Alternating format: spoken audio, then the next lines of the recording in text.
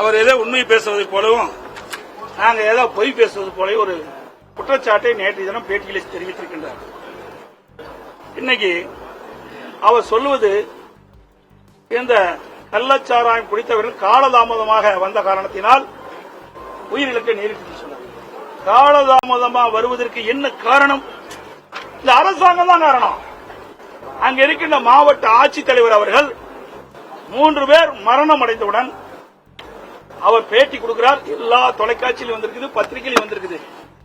ஒருவர் வயிற்று வலியின் காரணமாக, வயிற்றுப்போக்கின் காரணமாக இறந்து விட்டார் என்று, மற்றொருவர் வயது மூப்பின் அடிப்படையில் இறந்து விட்டார் என்று, இன்னொருவர் வலிப்பு இறந்து விட்டதாக சொல்றார். ஆக இந்த கள்ளச்சாராயம் குடித்து இறந்த என்ற செய்தி, இது இந்த வதந்தியை நம்ப வேண்டாம் அப்படின்னு மாவட்ட ஆட்சித்தலைவர் சொல்றார். அப்படி சொல்லுகின்ற பொழுது மக்கள் என்ன நினைக்கிறாங்க? ஓ, இந்த கள்ளச்சாராயம் குடிச்சிருந்தா கூட இதுல பாதிப்பு இல்ல அப்படின்னு தான் மக்கள் போய் சிகிச்சை பெறலாம். உண்மையே மாவட்ட ஆட்சித்தலைவர் சொல்லியிருந்தா இந்த கள்ளச்சாராயம் குடித்தவர்கள் உடனடியாக மருத்துவமனையை சேர்ந்து சிகிச்சை பெற்றுள்ளார்கள், பல உயிரை காப்பாற்றிக்கலாம். அது மட்டுமல்ல, இறந்தவருடைய பெண்மணி நேற்றைய தினமே நான் உங்களிடத்தில் தெரிவித்தேன், கள்ளச்சாராயம் குடித்து தான் இறந்திருக்கிறாரு.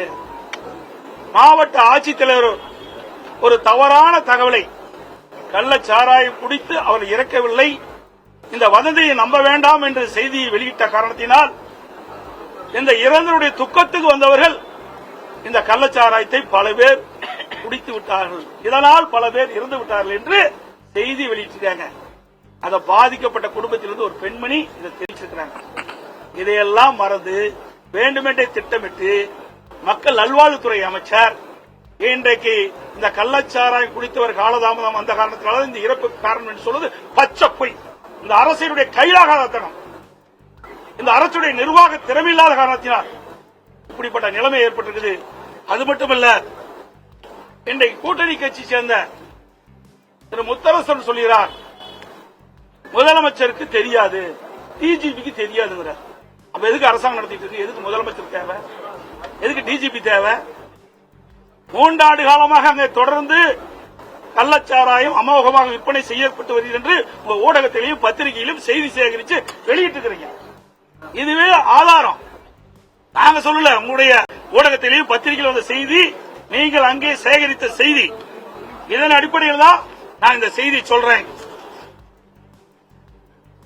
ஆக முதலமைச்சருக்கும் தெரியாது, டிஜிபிக்கு தெரியாதான்.